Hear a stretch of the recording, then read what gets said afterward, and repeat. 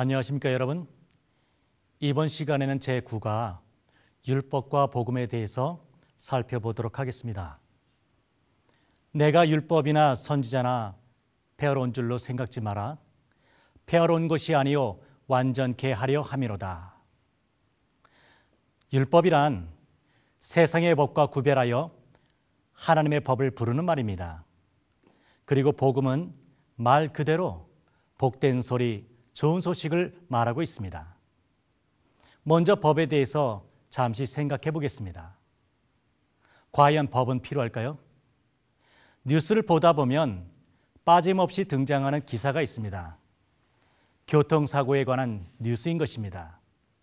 그런데 이런 교통사고는 왜 자주 일어나는 걸까요? 교통법규를 잘 지키지 않았기 때문입니다. 교통규칙은 모든 사람의 안전을 위해서 정말로 꼭 필요한 것입니다.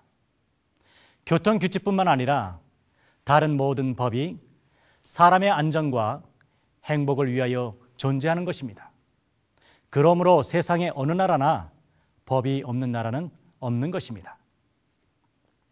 법 없이는 나라를 잘 다스릴 수가 없습니다.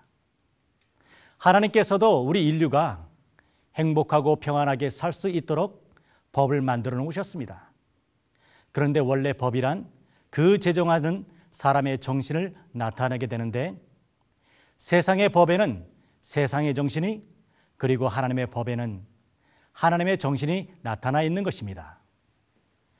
그런데 세상의 법은 사람 그 자체가 불완전하기 때문에 실행하다 보면 여러 가지 모순이나 결함들을 발견하게 됩니다. 그러나 하나님의 법은 그분께서 완전하시기 때문에 어떠한 모순이나 결함을 발견할 수가 없는 것입니다. 십계명은 그래서 1.1핵이라도 폐할 수 없다고 말하는 것입니다. 이 하나님의 법은 하나님이 천지 만물을 창조하시고 아담과 하와를 창조하셨을 때에 친히 가르쳐 주셨던 것이었습니다. 그리하여 이 계명이 오랜 세월 전에 내려오면서 사람들의 마음속에 기억되어 왔으나 사람들의 양심이 흐려지고 죄악이 가득해 가면서 하나님은 그것을 글자로 기록하여 전하도록 하셨던 것입니다. 그리하여 하나님께서는 친히 두 돌판에 십계명을 기록하시면서 모세에게 그것을 온 이스라엘 앞에 반포하도록 하셨던 것입니다. 어찌하여 하나님은 이스라엘 백성에게만 그것을 반포하게 하셨을까요? 그것은 하나님의 뜻과 사랑이 이스라엘 민족을 통하여 널리 전파되기 원하셨기 때문입니다.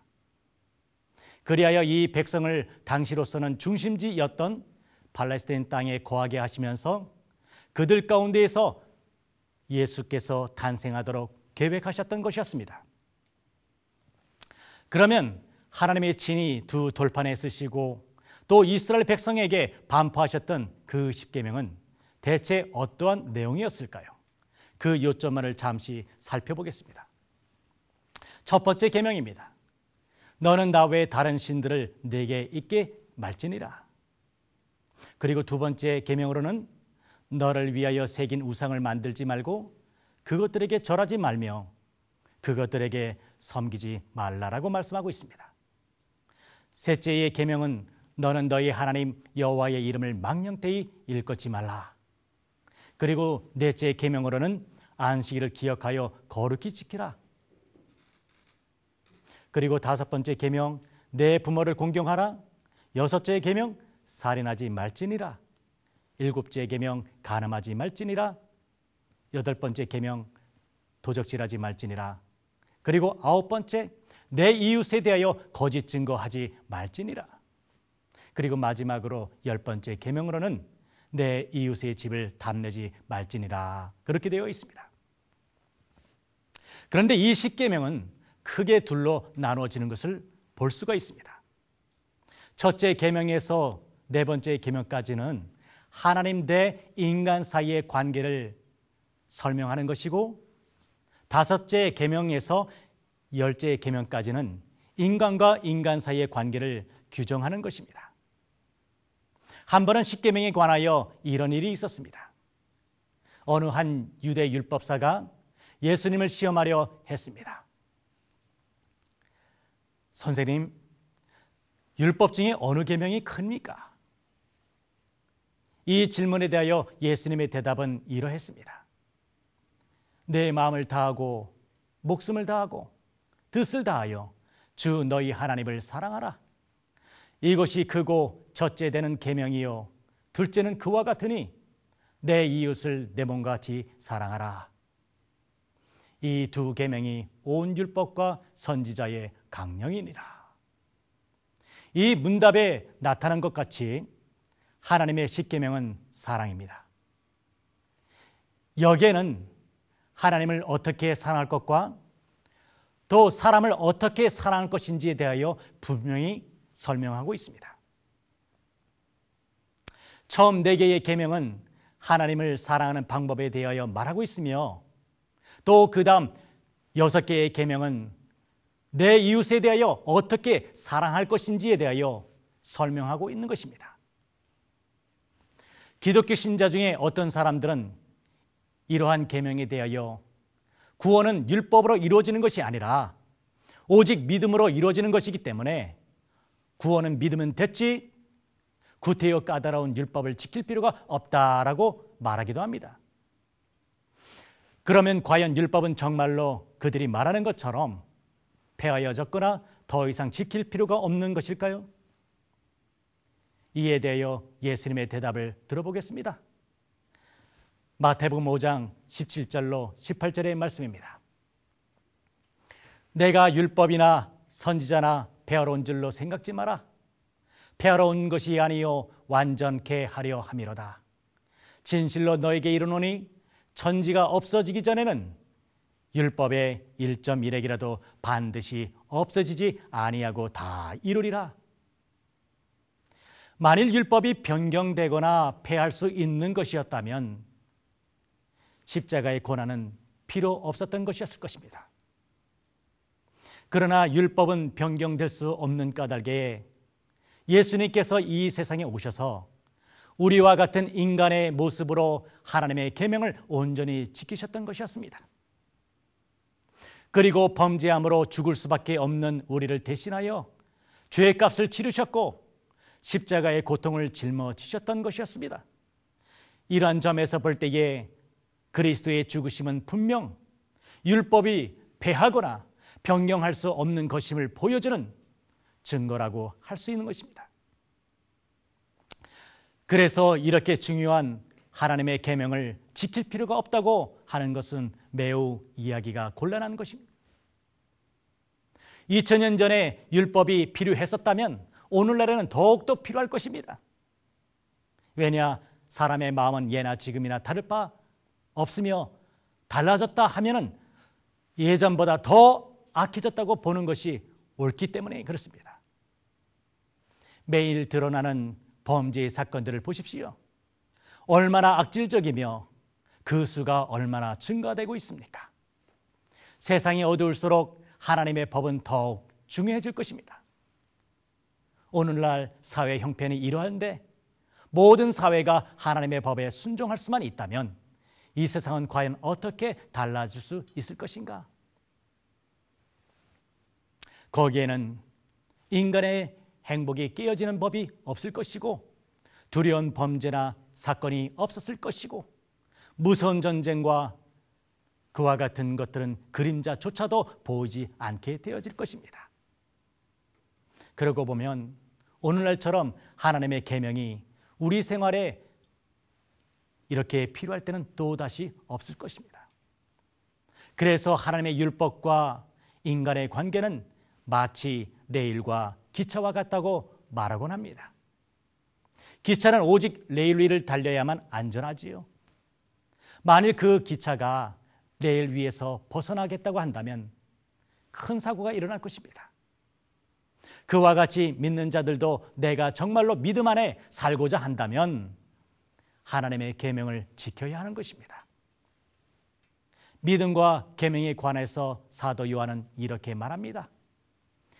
하나님을 사랑하는 것은 이것이니 우리가 그의 계명을 지키는 것이라. 그의 계명들은 무거운 것이 아니로되. 예수 믿고 죄 사함을 얻어 거듭난 자에게는 하나님의 계명이 결단코 무거운 것이 될 수가 없을 것입니다. 왜? 그저 하나님을 사랑하는 그 기쁨이 크기 때문에 하나님의 다른 모든 것을 지킨다 할지라도 그것이 기쁜 일이 될 수밖에 없을 것입니다. 그러나 어떤 이들은 이러한 말씀과 반대되는 듯한 성경 구절을 찾습니다. 하나님의 계명에 대하여 그리고 잘못된 생각을 가집니다. 갈라디아서 2장 16절의 말씀입니다.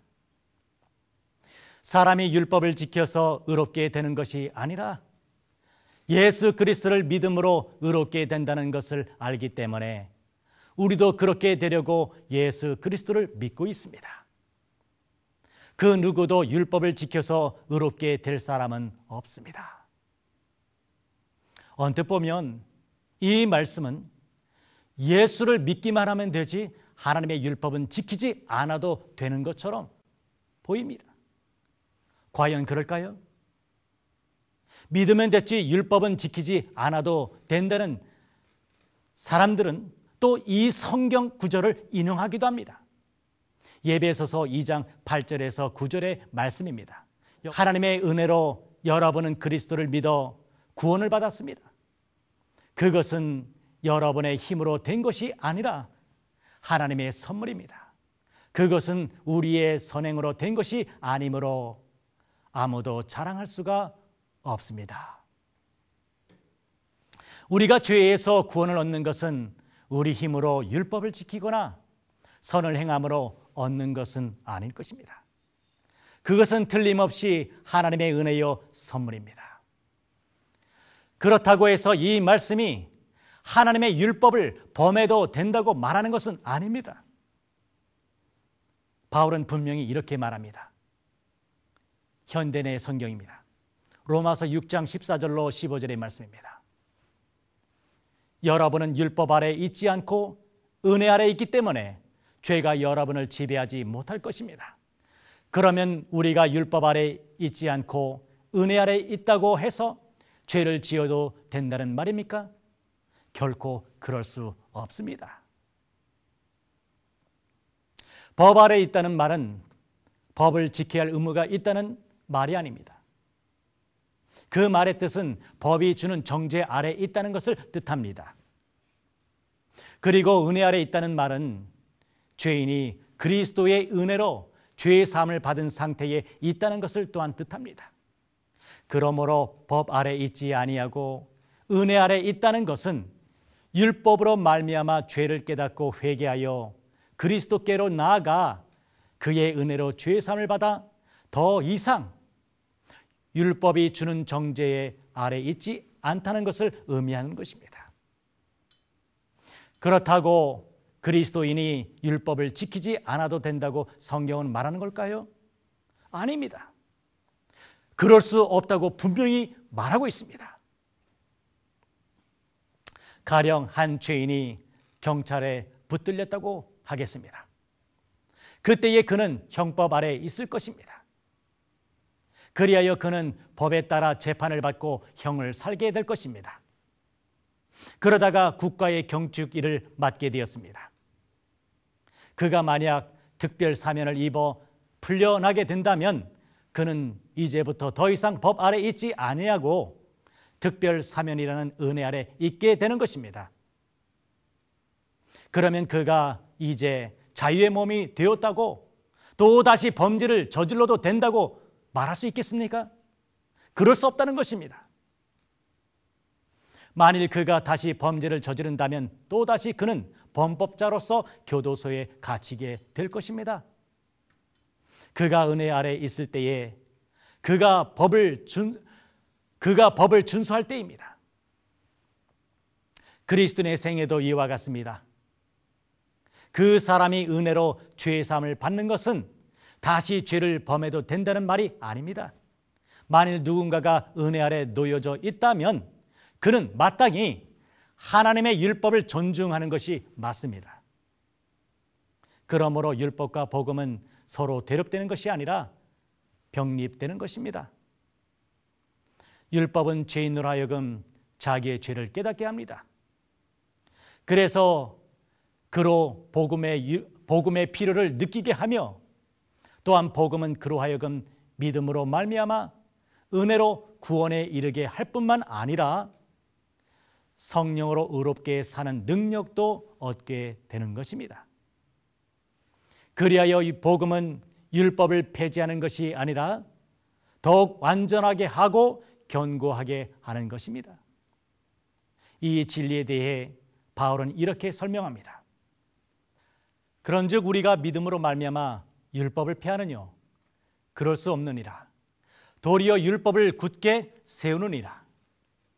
그리고 한 가지 더, 사람들이 흔히 오해하는 바, 율법이 폐지되었다고 할 때에 그 율법은 도덕법인 십계명이 아니라 성소시대의 제사제도에 관한 율법임을 말씀드리고자 합니다. 제사제도는 어린 양이신 예수 그리스도가 이 땅에 오심을 나타내는 모형입니다. 그러나 예수께서 이 땅에 오셨을 때에 그 모형이었던 것은 그 목적을 다했기 때문에 더 이상 필요가 없게 된 것입니다. 예수님께서 십자가에 달려 돌아가셨을 때에 성전 휘장이 위에서 아래로 찢어진 것은 바로 성전 의식의 폐지를 의미하는 것이었습니다. 여기까지 제9가 율법과 복음에 대한 강의를 함께 나누었습니다. 여러분에게 도움이 되었기를 바랍니다. 다음 시간 제10과에서는 안식이란 제목으로 함께 공부를 하도록 하겠습니다. 이 시간 함께 해주신 여러분에게 진심으로 감사드립니다.